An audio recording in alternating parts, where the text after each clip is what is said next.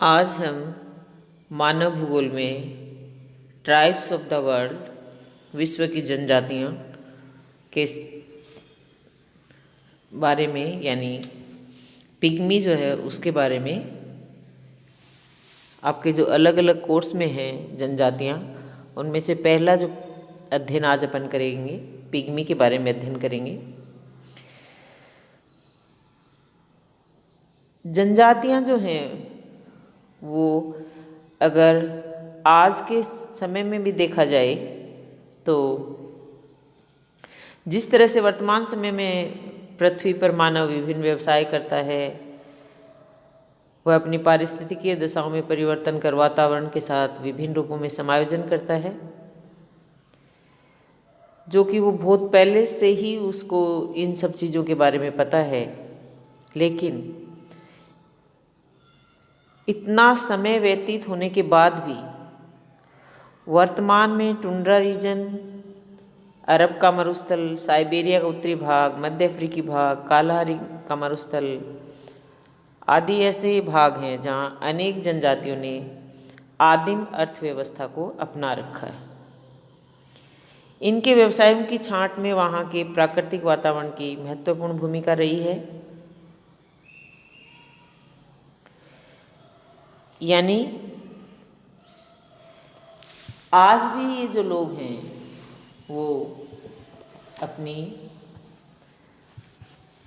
पुरातन जो विचारधारा है उसी हिसाब से रहते हैं।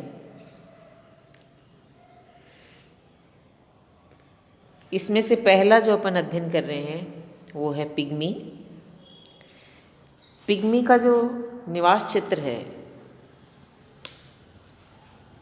इनमें जो जहाँ मतलब ये लोग रहते हैं, मध्य अफ्रीका में नाटे कद के पिग्मी लोगों के निवास विभिन्न क्षेत्रों में बिखरे हुए हैं, जो विषुवत रेखा के 3 डिग्री उत्तरी अक्षांश से 3 डिग्री दक्षिण अक्षांश के मध्य स्थित हैं।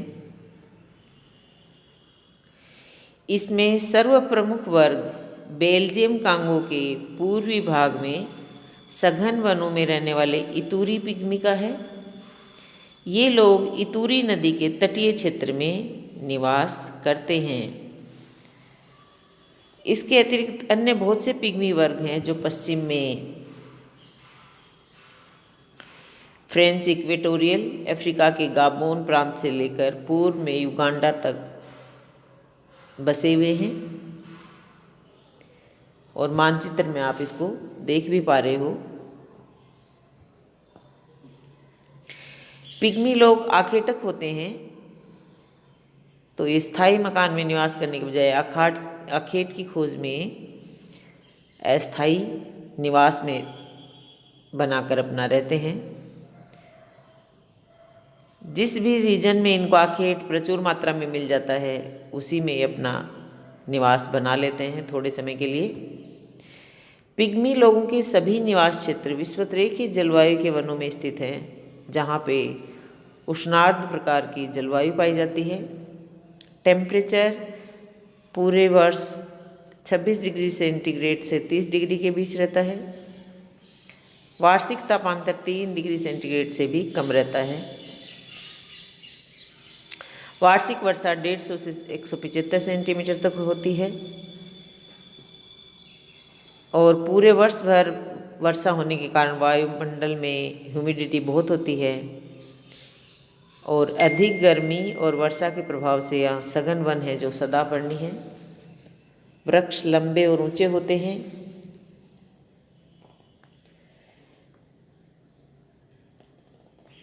अफ्रीका में कांगो नदी, इतूरी नदी, ओग नदी, अरुविमी नदी बेसिनों में और कुछ उच्च भूमियों पर पिग्मी निवास क्षेत्र है। इनकी कुछ उपजातियां भी पाई जाती हैं पिग्मी वर्ग की, जिनको एक सम्मिलित नाम अचुवा कहते हैं। अचुवा की 4 उपजातियां हैं। किसको कहते हैं अचुवा? पिग्मी वर्ग की विभिन्न उपजातियों को अचुआ कहते हैं। इसकी 4 उपजातियां हैं।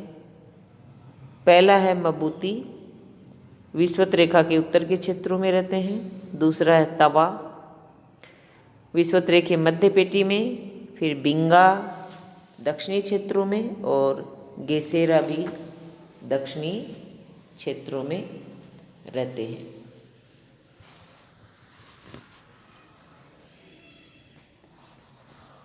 ये जो वर्ग हैं, जिस भी क्षेत्र में थोड़े समय के लिए निवास स्थापित करते हैं, उस क्षेत्र की भाषा के अनुसार भिन्न भिन्न नामों से इनको बोला जाता है। जैसे मध्य कांगो के में इसको बातवा, बाबोद नदी के बेसिन को बालिया। और ये सभी लोग नाटे कद के होते हैं। नाक चपटी, होंठ मोटे, सिर पर जो बाल होते हैं वो छल्लेदार गुच्छों में होते हैं।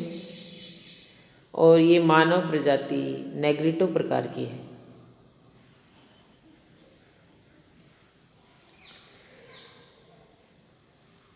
इनका फिर आता है भोजन। भोजन में अपन ने पहले बात की कि ये आखेटक होते हैं, तो पिग्मी लोगों का भोजन आखेट किए गए जंतुओं का मीट और जंगली फल, कंद मूल आदि होते हैं। नदियों झीलों आदि से मछलियाँ पकड़ते हैं। जंगली पालक इत्यादि साग की पत्तियाँ उबाल कर खाते हैं। और ये ना तो भूमि जोतते हैं, ना पशु पालते हैं। आखेट में ये बहुत ज़्यादा दक्ष होते हैं, यानी भीमकाय या आप कह सकते हो विशाल जो जंतु हाथी तक को भी ये घेर कर मार डालते हैं। और फिर जंतु का शिकार करने के बाद उसी का से भोजन करते हैं। बड़े जंतुओं के अलावा दीमक, चींटियों, बीटल्स के लार्वा, मधुमक्खियों की गर्भ्स और शहद को ये बड़े चाव से खाते हैं। मछली पकड़ने में बहुत चतुर होते हैं। केवल एक डोरी में मीट का टुकड़ा बांधकर पानी में फेंकते हैं और उसका लालच देकर बड़ी बड़ी मछलियों को किनारे पर ले आते हैं। जंगल से जो जंगली सेम, फलियां, पालक, मशरूम आदि जो पदार्थ मिलते हैं उनको खा लेते हैं। साग सब्जियों को कभी उबालकर कच्ची आदि को खा लिया जाता है। और खाने पीने और रहन सहन में भी इनमें सफाई जो होती है वो बहुत ही कम पाई जाती है। केला इन लोगों का प्रिय भोजन है। और ये बार्टर सिस्टम अपनाते हैं, वस्तु विनिमय। ये अपने पड़ोसी कृषक वर्ग से मीट, शहद के बदले वस्तु विनिमय द्वारा प्राप्त कर लेते हैं। केले और साधारणतः ऐसा वस्तु विनिमय एक पक्षी होता है, जिसमें पिग्मी स्वयं ही निश्चित कर लेता है कि वह अपने इच्छित केलों के बदले में कितना मीट और शहद देगा। पड़ोसी की वहाँ बाग से जाकर केले तोड़ लेता है, उसके बदले में वो रख के सामान आ जाता है। इसी तरह जिन लोगों को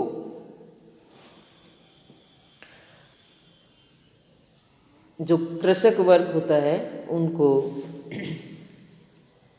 जब मीट आदि की आवश्यकता होती है तो अपनी खेती की उपज, अनाज, फल आदि को एक निश्चित स्थान पर शिकारी लोगों के लिए रखाते हैं। और शिकारी पिग्मी वहाँ जाकर फल आदि उठा लाते हैं और बदले में वो मीट रख देते हैं। इस प्रकार नेग्रिलो पिग्मी लोगों में और उनके पड़ोसी निग्रो कृषक लोगों में खाद्य का वस्तु विनिमय होता है। ये था इनके भोजन से संबंधित। वस्त्र आता है तो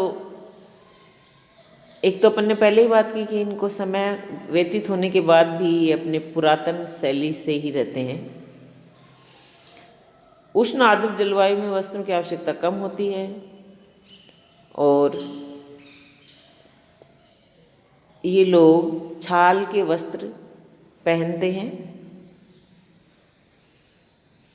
या फिर पत्ते जो होते हैं उनसे अपने वस्त्र बना लेते हैं। जैसे पुरुष है वो किसी जंतु की खाल को कमर से नीचे को लटका लेता है, स्त्रियां पत्तों के गुच्छों को कमर से नीचे को लटका लेती हैं। और ताड़ की पत्तियां या किसी वृक्ष की छाल से बने वस्त्र जो हैं उनको ही काम में लिया जाता है।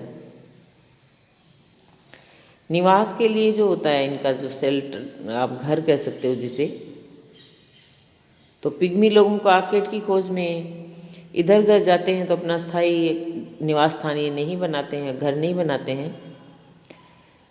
आज भी आदिम प्रकार की झोपड़ियों में ही निवास करते हैं। इनकी झोपड़ियों की आकृति मधुमक्खी के छत्ते की तरह होती है, जिसका व्यास लगभग 2 मीटर, ऊंचाई लगभग 1.5 मीटर की होती है। और झोपड़ी का जो प्रवेश द्वार है वो बहुत ही छोटा होता है, केवल हाथ पैर से घुटने के बल रेंग कर अंदर आते जाते हैं, उसमें से अंदर और बाहर। वृक्षों की शाखाओं को भूमि में गाड़कर उनसे अर्धवर्ताकार ढांचा बना लिया जाता है और उसे पत्तियों से ढांपकर झोपड़ी तैयार की जाती है। इस प्रकार से 10-12 झोपड़ी बना लेते हैं और एक अस्थायी गांव बन जाता है।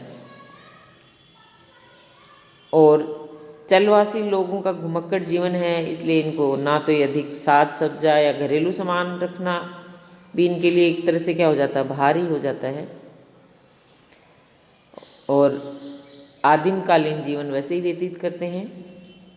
तो इनके पास केवल तीर कमान, इनके साग सब्जी बनाने के बर्तन, कमर में लटकाने के लिए थोड़ा बहुत कपड़ा और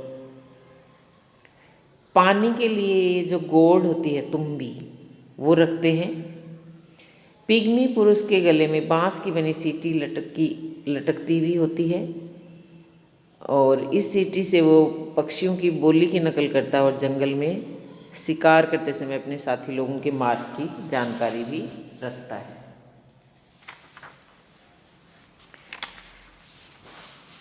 अब आता है आखेट। छोटे आखेट इनका मुख्य एक तरह से कैसे हो जीवन यापन के लिए ही मुख्य आधार है। छोटे जंतुओं का आखेट 1 या 2 व्यक्ति मिलकर कर लेते हैं, लेकिन जैसे अपन ने पहले भी बात की कि हाथी जैसे विशालकाय जंतु का आखेट भी ये लोग करते हैं, तो कई व्यक्ति एक साथ मिलकर करते हैं। घेर कर विकट परिस्थिति में ले जाते हैं, फिर उसे तीर से अंधा कर देते हैं, बाद में उसको मार दिया जाता है। कुछ हाथी की आखेट के लिए तीरों की नोक को विष में डुबो लेते हैं। विशेषतः कांगो के दक्षिण में रहने वाले बातवा पिग्मी हाथी के लिए विषाक्त तीरों का प्रयोग करते हैं। मछलियों को डोरी में मीट बांधकर पकड़ा जाता है लालच देकर, और पक्षियों को साधारण तीरों से उनका शिकार कर लिया जाता है।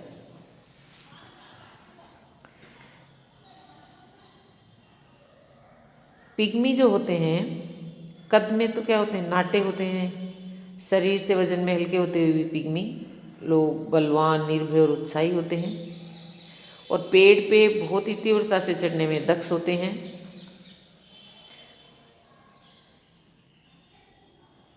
ये लोग जो हैं पानी में घुसने का इनको ज़्यादा पसंद, पानी में जाना इनको ज़्यादा पसंद नहीं है, क्योंकि इनमें से बहुत कम लोग ही तैर सकते हैं।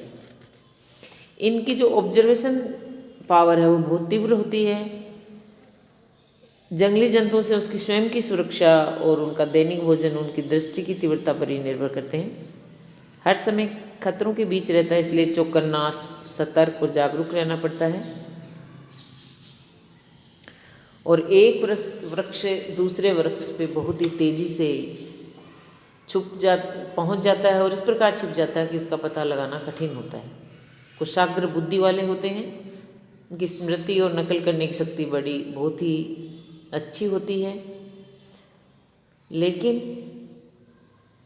उन्होंने अपनी इस बुद्धि विकास के द्वारा आर्थिक, सामाजिक और सांस्कृतिक उन्नति करने का कोई अवसर जिस वातावरण में रहते हैं वहाँ नहीं में हुआ। अब आदिम जीवन शैली अपनाते हैं तो सीधी सी बात है कि अंधविश्वास आदि में भी इनको ये ज़्यादा ही अपना विश्वास करते हैं। तो ये लोग भूत प्रेत में विश्वास करते हैं। इनकी सामाजिक व्यवस्था जो है वो बिल्कुल अविकसित है। जो भी सफल और बड़ी आखेटक होता है उसी को छोटी सी बस्ती का मुखिया मान लिया जाता है। नृत्य करने के शौकीन होते हैं।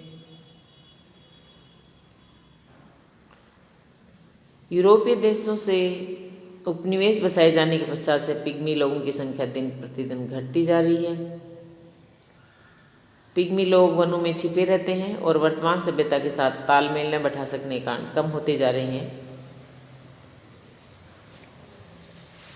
और ये जो पिग्मी हैं इनका आधुनिक समाज से अगर अपन संपर्क की बात करें तो ये उनसे एकदम दूर ही रहते हैं, क्योंकि ये संकालु प्रकृति के होते हैं, संपर्क स्थापित नहीं करना चाहते।